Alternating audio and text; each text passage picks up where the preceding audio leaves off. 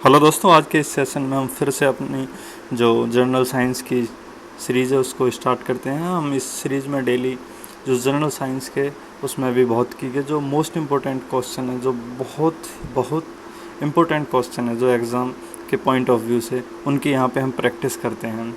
और इस सीरीज़ में अब तक ऑलरेडी 65 क्वेश्चंस हो चुके हैं और उससे आगे के हम जो क्वेश्चंस हैं उनकी आज प्रैक्टिस फिर इस सेशन में करेंगे। तो चलो शुरुआत करते हैं। और जो इस सीरीज़ में टॉपिक रहने वाले हैं, जिन टॉपिक पे क्वेश्चन रहने वाले हैं वो हैं घर्षण, घर्षण से रिलेटेड, घनत्व से रिलेटेड और दाब। इन तीनों पॉइंट पे इसमें सबसे ज़्यादा क्वेश्चन रहने वाले हैं जो एमसीक्यू में। तो चलो प्रैक्टिस शुरू करते हैं। तो 65 नंबर का क्वेश्चन ये हमने आपको ऑलरेडी कल वाले लेक्चर नंबर 3 में बता दिया था। अगर आपने नहीं देखा तो आप वहाँ पे क्रम से लेक्चर नंबर 1, लेक्चर नंबर 2 और लेक्चर नंबर 3 तीनों को देख सकते हैं। ठीक है, तो इसका कौन सा आंसर था क्वेश्चन नंबर 65 का? इसका जो सही आंसर था वो था ऑप्शन ए, गति का पहला नियम। ठीक है, जिसे जड़त्व का नियम भी कहते हैं, लॉ ऑफ इनर्शिया। इसके बाद क्वेश्चन नंबर 66 से शुरू करते हैं। तो क्वेश्चन नंबर 66 है कि सड़क पर चलने की अपेक्षा बर्फ़ पर चलना कठिन है क्योंकि ऑप्शन ए बर्फ़ सड़क से सख्त होती है, ऑप्शन बी सड़क बर्फ़ से सख्त होती है, ऑप्शन सी जब हम अपने पैरों से धक्का देते हैं तो बर्फ़ कोई प्रतिक्रिया व्यक्त नहीं करती, और ऑप्शन डी बर्फ़ में सड़क की अपेक्षा घर्षण कम होता है। तो ये आपके सामने 4 ऑप्शन इसमें दिए गए हैं और ये जो क्वेश्चन है ये UPPCS 1994 में ऑलरेडी आ चुका है। उसके बाद भी ये कई सारे एग्ज़ामों में आया हुआ प्रश्न है। तो जो इसका सही आंसर है वो है ऑप्शन डी, बर्फ़ में सड़क की अपेक्षा घर्षण कम होता है। जब घर्षण कम होता है बर्फ़ में तो उससे हमारे जो पैर हैं वो फिसलते हैं, जबकि सड़क पे घर्षण इतना अधिक नहीं होता और हम सड़क पे चल पाते हैं। तो इसका सही आंसर हो गया ऑप्शन डी। ठीक है, इसके बाद नेक्स्ट क्वेश्चन नंबर 67। तो क्वेश्चन नंबर 67 भी घर्षण से ही रिलेटेड है, यानी कि फ्रिक्शन से। फ्रिक्शन की हम यहाँ पे बात कर रहे हैं, उसी से रिलेटेड ये सारे MCQs हैं। तो प्रश्न है कि रोड़ी युक्त सड़क की तुलना में बर्फ़ पर चलना कठिन होता है क्योंकि, तो इसमें रीज़न पूछा गया है। तो ऑप्शन ए बर्फ़ मुलायम एवं स्पंजी होती है जबकि रोड़ी कठोर होती है, ये बिल्कुल गलत है। ऑप्शन बी पैर तथा बर्फ़ के मध्य घर्षण बल रोड़ी एवं पैर के मध्य घर्षण बल की तुलना में कम होता है, ये सही है। जबकि उससे आगे के जो ऑप्शन उन पर विचार करते हैं, ऑप्शन सी बर्फ़ पर घर्षण बल रोड़ी की तुलना में अधिक होता है, तो बर्फ़ पे तो कम होता है, ये भी गलत हो गया। और ऑप्शन डी ऑटोमेटिक गलत हो जाएगा उपयुक्त सभी वाला, क्योंकि ऑलरेडी 2 गलत हो चुके हैं। तो बचा ये बी, वैसे भी सही है कि जो पैर और बर्फ़ के मध्य जो घर्षण बल होता है वो कंपैरिजन टू रोडी और जो पैर के मध्य घर्षण बल लगता है उसकी तुलना में कम होता है। तो ऑप्शन भी सही हो गया इसका। नेक्स्ट क्वेश्चन है क्वेश्चन नंबर 68। तो इसमें क्या पूछा गया कि लकड़ी के सिलेंडराकार पात्र यानी कि बैरल, जैसे लकड़ी का या किसी का भी ले लो, ये तो इसमें क्वेश्चन में, या जैसे आप सिलेंडर ही मान लो, जो सिलेंडर होता है ना गैस का, उसी को एग्जांपल ले लो, को खींचने की जगह लुढ़काना आसान है। मतलब एक खींचना है और यहाँ एक लुढ़काना, तो इनमें कौन सा आसान है? तो इसमें कहा कि लुढ़काना आसान है। तो क्यों आसान है? तो उसका रीज़न यहाँ पे मेंशन किया है। ऑप्शन ए, जब उसे खींचा जाता है तो वस्तु का भार कार्यकारी होता है, कोई लॉजिक ही नहीं है, तो गलत। ऑप्शन बी, लुढ़कन अवस्था का जो घर्षण बल फिसलन अवस्था यानी कि खींचना, जो खींचने वाली कंडीशन के घर्षण बल की तुलना में बहुत कम होता है, तो ये इसका सही है। जब लुढ़का के हम सिलेंडर को या किसी भी गोल बेलनाकार चीज़ को जब लुढ़का के ले जाते हैं तो उसमें जो घर्षण बल है, जो फ्रिक्शन है, वो बहुत कम होता है कंपेरिजन टू उसे खींचने के। और ऑप्शन सी है, खींचने की अवस्था में सड़क के संपर्क में बैरल का पृष्ठ क्षेत्रफल अधिक होता, ये भी गलत है। और ऑप्शन डी ऑटोमेटिक गलत हो जाएगा। इसके बाद नेक्स्ट देखते हैं क्वेश्चन नंबर 69। क्वेश्चन नंबर 69 है कि एक नदी में चलता हुआ जहाज़ समुद्र में आता है, तब जहाज़ का स्तर, मान लीजिए कोई जहाज़ है वो नदी में चल रहा है और वो नदी जाके लास्ट में मान लो समुद्र में मिल रही है, तो जब वो नदी में से होता हुआ जहाज़ समुद्र में पहुंच जाता है तो जहाज़ का जो स्तर है, वो लेवल है, वो क्या होगा? पहले जितना ही होगा, ऑप्शन बी थोड़ा ऊपर आ जाएगा, ऑप्शन सी थोड़ा नीचे आएगा, ऑप्शन डी ऊपर या नीचे होगा, जो उसमें पड़े हुए भार पर निर्भर करता है। इंपॉर्टेंट क्वेश्चन है, यूपीपीसीएस में पूछा जा चुका है, सीडीएस कंबाइंड डिफेंस सर्विस जो एग्ज़ाम होता है डिफेंस का, उसमें भी पूछा जा चुका है। तो मतलब आप समझ सकते हैं क्वेश्चन बहुत ही अच्छा है, क्योंकि दोनों ही अच्छे एग्ज़ाम है, यूपीपीसीएस भी और सीडीएस भी। तो जो इसका सही आंसर है वो है ऑप्शन बी, थोड़ा ऊपर आएगा। जो जहाज़ का स्तर है, जो जहाज़ का लेवल है वो पानी में कंपैरिजन टू नदी में जो उसका लेवल था उससे थोड़ा ऊपर आ जाएगा, किसमें, समुद्र के पानी में। रीज़न इसका ये है कि जो समुद्र के जल का जो घनत्व है वो क्या होता है, ज़्यादा होता है कंपैरिजन टू नदी के जल के। क्या होता है, समुद्र के जल का घनत्व ज़्यादा, उसकी जो डेंसिटी है वो ज़्यादा होती है। इसके बाद नेक्स्ट क्वेश्चन देखते हैं, क्वेश्चन नंबर 70। क्वेश्चन नंबर 70 है कि लोहे की कील पारे में क्यों तैरती है। लोहे की कील पारे में क्यों तैरती है जबकि यह पानी में डूब जाती है। तो यहाँ लोहे की कील की बात की जा रही है, और लोहे की कील को एक बार पानी में डाला जा रहा है और एक बार पारे में। पारे में तो वो तैर पा रही है जबकि पानी में डूब जा रही है। तो इसका रीज़न बताना है क्या है। ऑप्शन ए, लोहे की पारे से रासायनिक क्रिया की प्रवृत्ति पानी की तुलना में कम होने के कारण। ऑप्शन बी, लोहे का भार पानी से अधिक है तथा पारे से कम है। लोहे का जो भार है वो पानी से अधिक है तथा पारे से कम है। ऑप्शन सी, लोहे का घनत्व पानी से अधिक है तथा पारे से कम है। ऑप्शन डी, पारा पानी से भारी है। तो ये भी पीसीएस में पूछा जा चुका है, मतलब ये भी इम्पोर्टेंट क्वेश्चन है। तो जिसका सही आंसर है वो है ऑप्शन क्या, सी। जो लोहे का घनत्व है वो पानी से तो अधिक है लेकिन पारे से कम है। और जब पानी से अधिक है लोहे का घनत्व तो लोहा ऑटोमेटिक डूब ही जाएगा, सीधी सी बात है, क्योंकि उसका तो पानी से अधिक घनत्व है। लेकिन लोहे का जो घनत्व है वो पारे से कम है, तो पारे में लोहा तैर जाता है और वो लोहे की कील जो है वो तैर जाती है। ठीक है, इसके बाद नेक्स्ट क्वेश्चन देखते हैं, क्वेश्चन नंबर 70। तो क्वेश्चन नंबर 70 में क्या पूछा गया, देखो, जब एक ठोस पिंड को पानी में डुबोया जाता है तो उसके भार में ह्रास होता है, यानी कि कमी होती है, जो उसकी कमी, जो लॉस फील होता है हमें, यह ह्रास कितना होता है।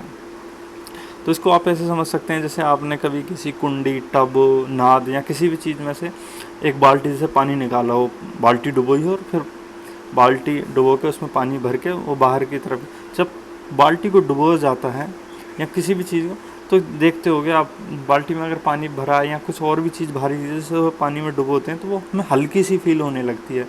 तो उसी के बारे में पूछा गया, तो वो हमें कितनी हल्की फील होगी या उसमें ह्रास जो कमी होगी उसके वेट में वो कितनी होगी। ऑप्शन ए, विस्थापित पानी के भार के बराबर। ऑप्शन बी, विस्थापित पानी के भार से कम। ऑप्शन सी, विस्थापित पानी के भार से अधिक। ऑप्शन डी, विस्थापित पानी के भार से संबंधित नहीं है। एनडीएनए में क्वेश्चन पूछा गया है 2012 में, इम्पोर्टेंट क्वेश्चन है, नोट कर। तो इसका जो सही आंसर है वो है ऑप्शन ए, विस्थापित पानी के भार के बराबर। जो भी वस्तु है जो डुबोई जा रही है वो क्या है कि वो जैसे ही डुबोई जाएगी तो वो अपने भार के बराबर क्या, जल को विस्थापित करेगी, और वो जितना जल विस्थापित करेगी उसके भार के बराबर ही उसके इधर उसमें जो भार में हमें कमी फील होगी। ठीक है, सपोज करो उसने 5 kg का उसने जो भार है वो विस्थापित कर दिया, तो उसे 5 kg का ही तो उसमें हल्की लगेगी वो। ठीक है, इसके बाद नेक्स्ट देखते हैं क्वेश्चन नंबर 72। क्वेश्चन नंबर 72 है कि बर्फ़ पानी में तैरती है परंतु अल्कोहल में डूब जाती है, क्योंकि ये भी घनत्व से रिलेटेड है, डेंसिटी का क्वेश्चन है। ऑप्शन ए, पानी अल्कोहल की अपेक्षा पारदर्शी होता है, बर्फ़ पानी के जमने से बनती है। ऑप्शन सी, बर्फ़ ठोस है जबकि अल्कोहल द्रव है। ऑप्शन डी, बर्फ़ पानी से हल्की होती है तथा अल्कोहल से भारी होती है। तो इसका सही आंसर हो गया ऑप्शन डी, जो बर्फ़ होती है वो पानी से हल्की होती है, मतलब जो उसकी जो डेंसिटी है वो क्या है, जो बर्फ़ है वो पानी से हल्की होती है तथा अल्कोहल से भारी होती है। तो इसी कारण है कि वो अल्कोहल में डूब जाती है। तो जो उसकी डेंसिटी है उसी की यहाँ बात की जा रही है। जो अल्कोहल की डेंसिटी है वो क्या है कि जो बर्फ़ की डेंसिटी है उससे कम है, जब कम है तो उसमें डूब जाएगी, लेकिन पानी की ज़्यादा है बर्फ़ से तो पानी में वो तैर जाएगी। इसके बाद नेक्स्ट देखते हैं क्वेश्चन नंबर 73। तो क्वेश्चन नंबर 73 है कि स्टील की गोली पारे में तैरती है। स्टील की गोली पारे में तैरती है क्योंकि। ऑप्शन ए, पारे में कोई वस्तु डूब नहीं सकती, ये तो कोई लॉजिक नहीं है। ऑप्शन बी, पारे का घनत्व स्टील की अपेक्षा अधिक होता है। ऑप्शन सी स्टील का घनत्व पारे की अपेक्षा अधिक होता है, ऑप्शन डी गोली तैर नहीं सकती। तो हमने अभी किसी पिछले क्वेश्चन में भी बताया था अभी यही बात कि जो पारे का घनत्व है वो स्टील के घनत्व से अधिक होता है, इसीलिए जो पारे में वो स्टील की गोली है वो तैर जाती है। तो इसका सही आंसर हो गया ऑप्शन बी। जो पारे की डेंसिटी है वो लोहे की डेंसिटी यानी कि स्टील की डेंसिटी से ज़्यादा होती है। इसके बाद नेक्स्ट देखते हैं क्वेश्चन नंबर 74। तो क्वेश्चन नंबर 74 में पूछा गया है कि जब कोई नाव नदी से समुद्र में प्रवेश करती है तो थोड़ी ऊपर की ओर उठ जाती है, थोड़ी डूब जाती है या परिवर्तित रहती है, ऑप्शन डी ऊपर उठना या डूबना नाव के पदार्थ पर निर्भर करता है। और ये यूपी के लोअर सबऑर्डिनेट में पूछा गया प्रश्न है। तो ये सेम रिपीटेड क्वेश्चन है जो हमने पीछे क्वेश्चन बताया था कि कोई जहाज़ है वो नदी से जैसे समुद्र में प्रवेश करता है तो उसके तल में क्या परिवर्तन होता है, तो सेम उसी कॉन्सेप्ट पे है। तो क्या होगा, जैसे ही समुद्र में प्रवेश करेगा तो थोड़ा ऊपर की ओर उठ जाती है, उसका लेवल थोड़ा अप हो जाता है। रीज़न यही है कि जो समुद्र का जल है उसका जो घनत्व है वो कंपैरिजन टू नदी के जल के अधिक होता है। नदी के जल का घनत्व कम होता है समुद्र के जल के घनत्व की अपेक्षा, यानी कि कंपैरिजन में। इसको मैंने बार बार हर तरीके से समझाया है, तो मुझे उम्मीद है कि आपको अच्छे से समझ में आ गया हो, क्योंकि सारे प्रश्न जितने भी सारे प्रश्न हैं वो इसी पे बन रहे हैं। इसके बाद क्वेश्चन नंबर 75। तो क्वेश्चन नंबर 75 है कि पानी का घनत्व अधिकतम होता है, ऑप्शन ए 4 डिग्री सेल्सियस पर, ऑप्शन बी 4 केल्विन पर, ऑप्शन सी 4 डिग्री फ़ारेनहाइट पर, ऑप्शन डी -4 डिग्री सेल्सियस पर। और ये बीपीएससी यानी कि बिहार पीसीएस में पूछा जा चुका प्रश्न है। और इस पर ये क्या है कि ये स्पेशल कैरेक्टर हो रहा है जल का, तो इस पर इससे ज़्यादा क्वेश्चन बनते हैं। मैंने अभी लास्ट लेक्चर में भी इस चीज़ को समझाया था एक प्रश्न में। तो इसका जो सही आंसर है वो ये है ऑप्शन ए कि 4 जो डिग्री सेल्सियस पर पारे का घनत्व मैक्सिमम होता है। जब पारे का नहीं, वाटर का है, पानी की बात करें, जो पानी की जो डेंसिटी है वो 4 डिग्री सेल्सियस पर मैक्सिमम होती है। और वैसे जो कोई भी पदार्थ है अगर उसका क्या करेंगे, तापमान बढ़ाएंगे यानी कि उसका जो टेम्परेचर बढ़ाएंगे, तो क्या उसके घनत्व में वृद्धि होगी या कमी होगी? तो आप इसको ज़रूर बताएंगे कमेंट बॉक्स में अगर आपको पता है तो। और या फिर ये भी बता सकते हैं जैसे जैसे अगर किसी वस्तु का टेम्परेचर बढ़ाया जाता है तो उसके जो वॉल्यूम है, उसके जो आयतन में वो कमी होगी या वृद्धि होगी। ये क्योंकि इसी कॉन्सेप्ट पे तो पिछले वाले लेक्चर में एक प्रश्न बना था, तो इससे समझ में आ जाए कि आपने वो प्रश्न कितनी अच्छी तरह से समझा है। इसके बाद नेक्स्ट देखते हैं क्वेश्चन नंबर 76। क्वेश्चन नंबर 76 है कि वस्तु की मात्रा बदलने पर अपरिवर्तित रहेगा, यानी कि अगर वस्तु की मात्रा में परिवर्तन किया जाए, यानी कि किसी वस्तु की मात्रा कम या ज़्यादा की जाए, तो कौन सी ऐसी चीज़ है जो नहीं बदलेगी? ऑप्शन ए आयतन बदल जाएगा, ऑप्शन बी भार, ये भी बदल जाएगा, ऑप्शन सी द्रव्यमान, तो ये भी बदल जाएगा, ऑप्शन डी घनत्व, तो घनत्व नहीं बदलेगा। डेंसिटी जो वस्तु है वो उतनी ही रहेगी, चाहे उसकी मात्रा कम ज़्यादा कितनी हो, तो लेकिन उसका जो घनत्व होगा वस्तु का वो उतना ही बना रहेगा। और ये क्वेश्चन यूपीपीसीएस में पूछा गया है। जैसे सपोज करो पारा है, ठीक है, अब पारा 2 किलो हो 5 किलो हो, लेकिन जो पारे का घनत्व है वो तो उतना ही रहेगा।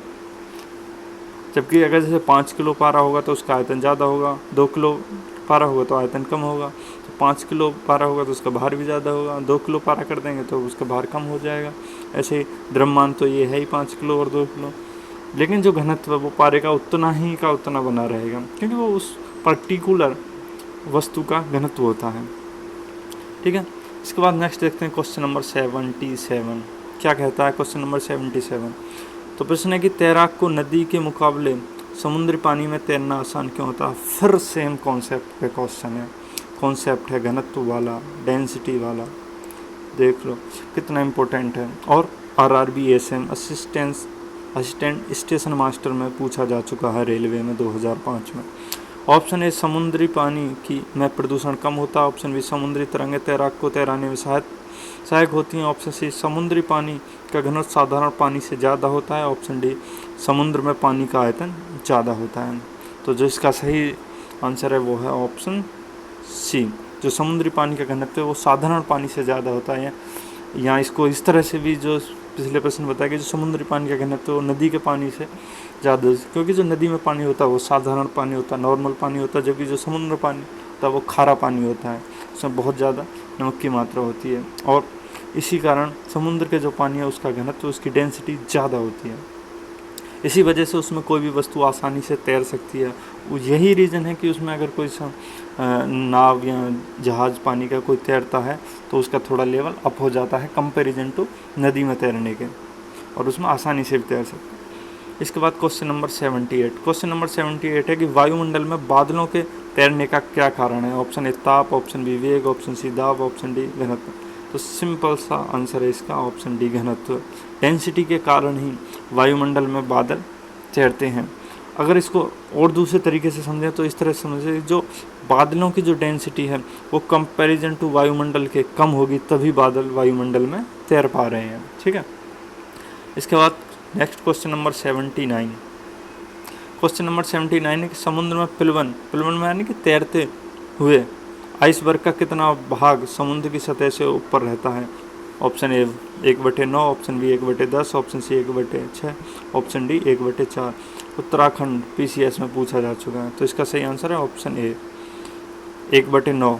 जो 1/9वां भाग है वो ऊपर रहता है, बाकी 8/9 भाग क्या रहता है? वो समुद्र में डूबा रहता है। आइसबर्ग मतलब कोई भी बर्फ़ का एक बड़ा टुकड़ा, आइस का कोई बड़ा टुकड़ा, उसी को आइसबर्ग कहते हैं। पिलवन तैरना यानी कि फ्लो करता हूँ। ठीक है। तो ये इस तरह क्वेश्चन आपको अच्छे से समझ में आ रहे होंगे। ठीक है। और ये जो घनत्व वाला है, ये तैरने वाला कॉन्सेप्ट, ये आपकी समझ में आना बहुत ही ज़रूरी है, क्योंकि कोई वस्तु किसी भी माध्यम में तभी तैर सकती है जब उस वस्तु का जो घनत्व है उस माध्यम के घनत्व से कम हो, यानी कि हल्का होगा तो ही उसके ऊपर तैर सकता है। अगर उसका घनत्व ज़्यादा होगा तो वो नहीं तैर पाएगा। इसके बाद नेक्स्ट देखते हैं क्वेश्चन नंबर 80। तो क्वेश्चन नंबर 80 है कि बांध के नीचे की दीवार, यानी कि जैसे ये डैम है, ठीक है, इसमें पानी भरा हुआ है, तो जैसे नीचे ये गहराई है नीचे की तरफ, ठीक है, तो इसमें जैसे पानी भरा हुआ है, तो कह रहा है कि बांध के नीचे की दीवार मोटी बनाई जाती है। तो इस तरह से दीवार बनाई जाएगी, ये मोटी होगी यहाँ नीचे, ऐसे ही करके यहाँ पे मोटी। तो ये क्यों बनाई जाती है मोटी? तो ऑप्शन ए गहराई बढ़ने के साथ द्रव का दाब बढ़ता है, ऑप्शन बी गहराई बढ़ने के साथ द्रव का दाब घटता है, ऑप्शन सी गहराई बढ़ने के साथ द्रव का घनत्व बढ़ता है, ऑप्शन डी गहराई बढ़ने के साथ द्रव का घनत्व घटता है। तो मैंने एक बात बताई थी, घनत्व तो कुछ भी हो वो नियत रहता है, ठीक है, फिक्स है, चाहे ऊपर भी चाहे नीचे भी। लेकिन जो दाब है वो क्या है, जैसे जैसे नीचे को जाएंगे, जो पी है, पी यानी कि प्रेशर, वो नीचे को जाते हैं तो बढ़ता जाता है। यहाँ पी कम होगा, यहाँ और ज़्यादा होगा, यहाँ और ज़्यादा होगा, यहाँ और ज़्यादा होगा, सबसे ज़्यादा यहाँ होगा। कारण है कि जो P बराबर होता है वो F/A होता है, बल बटे क्षेत्रफल। किसी इकाई क्षेत्रफल पर पड़ने वाला बल क्या कहलाता है? दाब कहलाता है। तो यहाँ पे क्या, जैसे इस पर्टिकुलर पॉइंट की बात करें तो यहाँ पे सब टोटल ऊपर के सारे पानी का प्रेशर आता है, तो इस पर दाब ज़्यादा होगा। इसके बाद नेक्स्ट क्वेश्चन देखते हैं, क्वेश्चन नंबर 81। तो क्वेश्चन नंबर 81 है कि बर्फ़ पर स्केटिंग करना प्रदर्शित करता है कि दाब बढ़ने पर बर्फ़ का गलनांक ऑप्शन ए बढ़ जाता है, ऑप्शन बी घट जाता है, ऑप्शन सी अपरिवर्तित रहता है, ऑप्शन डी पहले घटता है फिर बढ़ता है। तो जो इसका सही आंसर है वो है ऑप्शन बी, घट जाता है। अगर दाब बढ़ाएंगे या दाब बढ़ेगा तो बर्फ़ का जो गलनांक है वो घट जाता है। गलनांक मतलब जिस पे वो गल जाए। जैसे जो कुकर में हम दाल बनाते हैं कंपैरिजन टू अदर किसी बर्तन के, तो उसमें क्यों जल्दी वो पक जाती है यानी गल जाती है? तो इसका रीज़न ये है कि जो कुकर होता है उसमें प्रेशर बहुत ज़्यादा क्रिएट हो जाता है, उसमें बहुत ज़्यादा प्रेशर बन जाता है, जिसकी वजह से उसका गलनांक कम हो जाता है और वो जल्दी आसानी से दाल गल जाती है। तो ये आपको समझ में आएगा, एकदम देसी एग्जाम्पल से मैंने समझाया है। इसके बाद नेक्स्ट क्वेश्चन नंबर 82।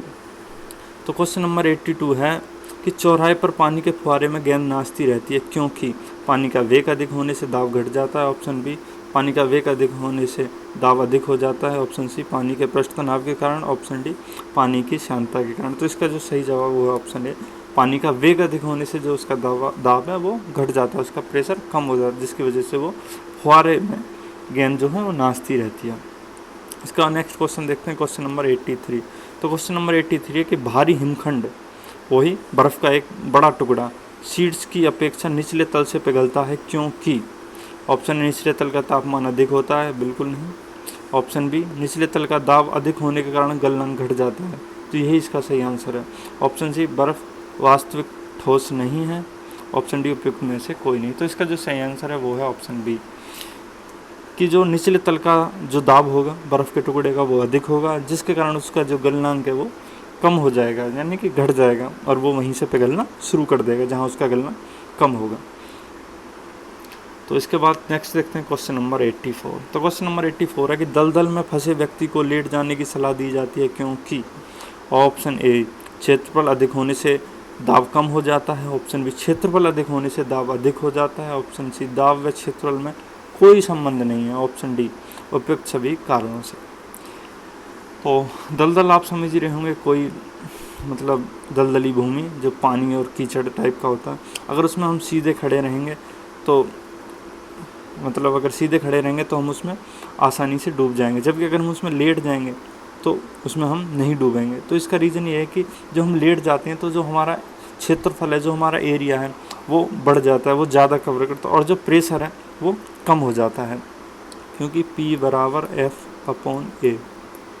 जब हम खड़े हैं तो A कम है, लेकिन जब हम लेट गए तो ये A ज़्यादा हो गया। जब A ज़्यादा होगा तो ये इसके क्या व्युत्क्रमानुपाती है, यानी कि उल्टा है, P ये वाला। तो अगर हम A ज़्यादा होगा तो ये P कम होगा, और अगर A कम होगा तो P ज़्यादा होगा, सीधी सी बात है। तो इसलिए हम एरिया को बढ़ा देते हैं, जिससे क्या प्रेशर कम हो जाता है और जो व्यक्ति है वो दलदल में फंसता नहीं है, मतलब डूबता नहीं है। तो इसका जो सही आंसर हो गया वो हो गया ऑप्शन ए, क्षेत्रफल अधिक होने से दाब कम हो जाता है। या फिर आप ऐसे समझ सकते हो, जैसे कोई ये सतह है, ठीक है, इस पर कोई नुकीली इस टाइप की कील है, उसको हम ठोकते हैं तो ये आसानी से इसके अंदर चली जाती है, क्योंकि ये जो इसका टिप है, जो इसकी जो कील का जो सिरा है, जो नुकीला सिरा, उसका क्षेत्रफल बहुत कम है, बहुत नुकीली इसलिए बनाई है तो आसानी से इसके अंदर धंस जाती है। जबकि अगर हम ऐसी कोई कील बनाएं जिसका जो सिरा है वो इस टाइप का हो, बिल्कुल नुकीला ना हो, मोटाई हो, तो अगर उसको हम किसी जगह पे गाढ़ें या किसी चीज़ में तो वो आसानी से उसमें नहीं गड़ता, मतलब आसानी से उसमें नहीं धंसता है। तो आप इसको समझ गए होंगे अच्छे तरीके से। इसके बाद नेक्स्ट क्वेश्चन है क्वेश्चन नंबर 85। तो क्वेश्चन नंबर 85 है कि बर्फ़ के दो टुकड़ों को आपस में दबाने पर टुकड़े आपस में चिपक जाते हैं क्योंकि ऑप्शन ए दाब अधिक होने से बर्फ़ का गलनांक घट जाता है। ऑप्शन ई दाब अधिक होने से बर्फ़ का गलनांक बढ़ जाता है। ऑप्शन सी दाब अधिक होने से बर्फ़ का गलनांक पहले घटता है फिर बढ़ता है। ऑप्शन डी दाब व गलनांक में कोई संबंध नहीं है। तो ये भी RRB ASM 2004 में पूछा जा चुका है, रेलवे प्रश्न, इंपॉर्टेंट है। तो इसका जो सही आंसर है वो है ऑप्शन ए, दाब अधिक होने से बर्फ़ का गलनांक घट जाता है। ये हम लास्ट 3-4 क्वेश्चन में इसी कॉन्सेप्ट पे बात करते आ रहे हैं, इसी सिद्धांत पे बात कर रहे हैं कि जो दाब बढ़ेगा या दाब अधिक होगा तो उसका जो गलनांक है वो कम हो जाएगा। इसी वजह से ये जो दो बर्फ़ के टुकड़े अगर आपस में उनको दबाते हैं तो आपस में चिपक जाते हैं गल। इसके बाद नेक्स्ट क्वेश्चन देखते हैं, क्वेश्चन नंबर 86। आप देख रहे होंगे कि हम एक एक टॉपिक पे, जैसे घर्षण का है तो उस पर बहुत सारे क्वेश्चन किए, उसके बाद घनत्व वाले पे बहुत सारे क्वेश्चन किए, दाब वाले पे, गलनांक। तो इस तरह से आप समझ रहे होंगे इस पर प्रत्येक टॉपिक पे इतनी ज़्यादा प्रैक्टिस कर रहे हैं हम कि इससे कोई भी क्वेश्चन बाहर जाने की उम्मीद नहीं बचती। तो इसलिए आप इसको ध्यान से करेंगे, इस सीरीज़ को कंप्लीट, और किसी भी पार्ट को मिस नहीं करना है, कंप्लीट करना है इसको अच्छे से, ठीक है। और कोशिश करें कि इस सीरीज़ को ज़्यादा से ज़्यादा जो भी तैयारी कर रहे हैं गवर्नमेंट एग्ज़ाम की, किसी की भी, वैसे क्योंकि साइंस के क्वेश्चन प्रत्येक एग्ज़ाम में पूछे जाते हैं, किसी में ज़्यादा हैं तो किसी में कम, पर लेकिन सभी एग्ज़ाम में पूछा है। तो आप कोशिश करेंगे उन सभी को शेयर करेंगे, और अगर वीडियो आपको पसंद आती है तो लाइक ज़रूर करें, इसको चैनल को सब्सक्राइब कर लें, शेयर कर लें, और नोटिफिकेशन वाला जो बटन है उसको भी दबा लें, जिससे कि आपको नोटिफिकेशन आ सके। लेकिन सबसे मेन इंपॉर्टेंट चीज़ है कि जो भी तैयारी करें, जिनके भी काम की वीडियो हो, उन तक ज़रूर शेयर करें, बस यही मेरा आपसे कहना है, ठीक है। इसके बाद नेक्स्ट क्वेश्चन नंबर 86। तो क्वेश्चन नंबर 86 है कि प्राय तेज आंधी तूफान आने पर फूस या टीन की हल्की छतें उड़ जाती हैं क्योंकि ऑप्शन ए छतों का आकार जटिल होता है। ऑप्शन बी छतें कसकर बंधी नहीं होती हैं। ऑप्शन सी छत के ऊपर बहने वाली उच्च वेग की वायु छत की सतह पर दाब उत्पन्न कर देती है तथा छत के नीचे दाब सामान्य रहता है। ऑप्शन डी फूस की छतें तेज वायु में स्वतः उड़ जाती हैं। तो रीज़न तो ये बी वाला जो छतें कसकर बंधी नहीं होती हैं, ये भी अगर देसी हिसाब से देखा जाए तो सही होता, बोले छत बंधी ही नहीं थी तो उड़ तो जानी थी। लेकिन अगर हम यहाँ साइंस की बात करें तो यहाँ पे कोई लॉजिक होगा और हम उसी लॉजिक की, उसी कॉन्सेप्ट की बात करेंगे, ठीक है। तो पहला भी गलत है, दूसरा भी गलत है, और जो तीसरा है सोते उड़ जाती हैं वो भी गलत है, क्योंकि साइंस है और साइंस एक लॉजिक मांगती है। तो लॉजिक ये है कि जो छत के ऊपर बहने वाली जो तेज़ हवा होती है वो क्या होती है, जो छत की सतह पर क्या है कि दाब उत्पन्न कर देती है, जबकि जो छत के नीचे का जो दाब है वो क्या रहता है, वो नॉर्मल रहता है, उसके नीचे दाब में कोई अंतर नहीं है। तो इस वजह से क्या है, वो छत उड़ जाती है आंधी में आने से। इसके बाद क्वेश्चन नंबर 87। क्वेश्चन नंबर 87 है कि रेल की पटरी के नीचे लकड़ियाँ कंक्रीट की चौड़ी पट्टियाँ लगाई जाती हैं जिससे कि वह झटकों को अवशोषित कर सके। ऑप्शन ए फिश पट्टियाँ सही तरीके से लगाने के लिए, ऑप्शन सी पटरियाँ समांतर बनी रहें, ऑप्शन डी लकड़ी द्वारा लगाया गया दाब कम हो जाए। तो जैसे आपने देखा होगा इस तरह से रेल की दो पटरियाँ बिछी रहती हैं तो उसके नीचे कंक्रीट के इस तरह से गार्डर टाइप के लगे रहते हैं, ठीक है। तो वो इसलिए लगाए जाते हैं चौड़ी पट्टियों टाइप के, ताकि जो इनका जो क्षेत्रफल है वो बढ़ जाए, और क्षेत्रफल बढ़ेगा तो मैंने अभी क्या बताया कि इनका जो पी अनुपाती ए इसके व्युत्क्रमानुपाती होता है। अगर ये पी ए क्षेत्रफल जो ये बढ़ेगा तो इसका दाब कम होगा, और जब दाब कम होगा उस पर कम प्रेशर आएगा तो क्या है कि ये जो पटरियाँ हैं ये सतह में नहीं धसेंगे, मतलब जो सतह है नीचे जहाँ बिछी हुई है उसके अंदर नहीं धसेंगे और ये सही से बनी रहेंगी। तो जो इसका सही आंसर हो गया वो हो गया ऑप्शन डी, रेलगाड़ी द्वारा लगाया गया दाब कम हो जाएगा। Question number 88। तो क्वेश्चन नंबर 88 है कि पहाड़ों पर कभी कभी व्यक्तियों के नाक व मुंह से खून निकलने लगता है क्योंकि ऑप्शन ए ऊंचाई बढ़ने से रक्तदाब बढ़ता है, ऑप्शन बी ऊंचाई बढ़ने के साथ रक्तदाब घटता है, ऑप्शन सी ऊंचाई बढ़ने के साथ वायुमंडलीय दाब बढ़ता है, ऑप्शन डी ऊंचाई बढ़ने के साथ वायुमंडलीय दाब घटता है। तो इसका जो सही आंसर है वो है ऑप्शन डी। जैसे जैसे हम वायुमंडल में ऊपर की ओर जाएंगे, जैसे जैसे हम हाइट पे जाएंगे तो क्या है कि जो वायुमंडलीय दाब है, एटमॉस्फेयर प्रेशर है, वो क्या होगा, वो डिक्रीज होगा। ये अगर हाइट है, इसे ऊंचाई लिख लें, और ये दाब हो गया कौन सा, वायुमंडलीय दाब, ठीक है, यानी कि पी, और ये एच। अगर जैसे जैसे एच पे जाएंगे तो ये पी क्या है, ये कम होगा। लेकिन जो हमारे शरीर के अंदर जो ब्लड का प्रेशर है वो उतना ही रहता है। जब बाहर का प्रेशर कम हो जाता है तो एक दाबांतर क्रिएट हो जाता है, जिससे क्या है कि वो अंदर का प्रेशर ज़्यादा हो गया और बाहर कम, तो वो इस वजह से नाक और मुंह से खून निकलने लगता है। तो ये भी आपको समझ में आया होगा। क्वेश्चन नंबर 89 सेम इसी कॉन्सेप्ट पे, बस वहाँ ब्लड है, यहाँ पे स्याही हो जाएगा, ठीक है। हवाई जहाज़ में फाउंटेन पेन से स्याही बाहर निकल आती है क्योंकि ऑप्शन ए ऊंचाई बढ़ने से वायुदाब में कमी आती है, ऑप्शन बी ऊंचाई बढ़ने से वायुदाब में वृद्धि होती है, ऑप्शन सी ऊंचाई बढ़ने से वायुदाब अपरिवर्तित रहता है, ऑप्शन डी उपयुक्त में से कोई नहीं। आरआरबी एसएम में पूछा गया क्वेश्चन है। तो इसका जो सही आंसर है वो है ऑप्शन ए, ऊंचाई बढ़ने से वायुदाब में कमी आती है।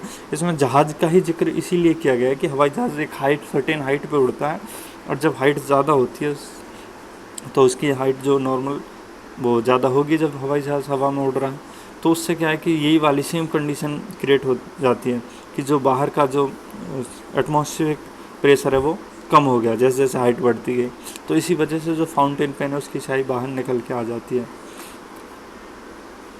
ये कभी कभी जो जहाज़ों में, जैसे वायुयानों में, जो एरोप्लेन में सफ़र करते हैं, ट्रैवल करते हैं, तो आपने देखा कभी कभी अगर अंदर जो उस कैबिन है जहाज़ का, उसके अंदर अगर एक अच्छा खासा या जो भी जितना भी रिक्वायरमेंट वाला प्रेशर है उतना जनरेट नहीं किया जाए आर्टिफिशियल रूप से, तो क्या होगा कि ये जो कान हैं वो हमारे दर्द करने लगते हैं, जो कानों में दर्द होने लगता है वो इसी कारण होता है, ठीक है। इसके बाद लास्ट क्वेश्चन और इम्पोर्टेंट क्वेश्चन है क्वेश्चन नंबर 19। यदि पृथ्वी का द्रव्यमान वही रहे और त्रिज्या 1% कम हो जाए तब पृथ्वी के तल पर जी का मान, ऑप्शन ए 0.5% बढ़ जाएगा, ऑप्शन बी 2% बढ़ जाएगा, ऑप्शन सी 0.5% कम हो जाएगा, ऑप्शन डी 2% कम हो जाएगा।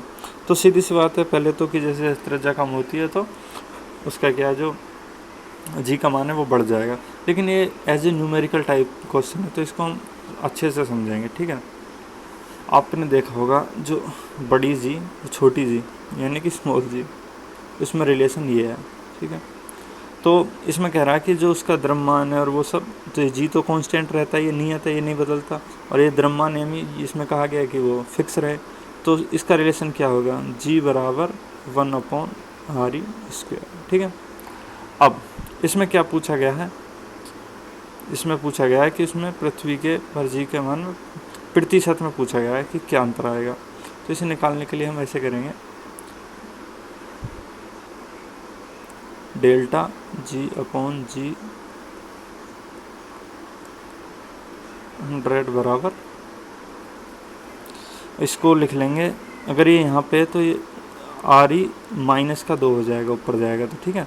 तो ऐसे इसको माइनस का 2 आगे आ जाएगा, और ये डेल्टा RE/r गुणा 100%, वो आप समझ जाना ठीक है।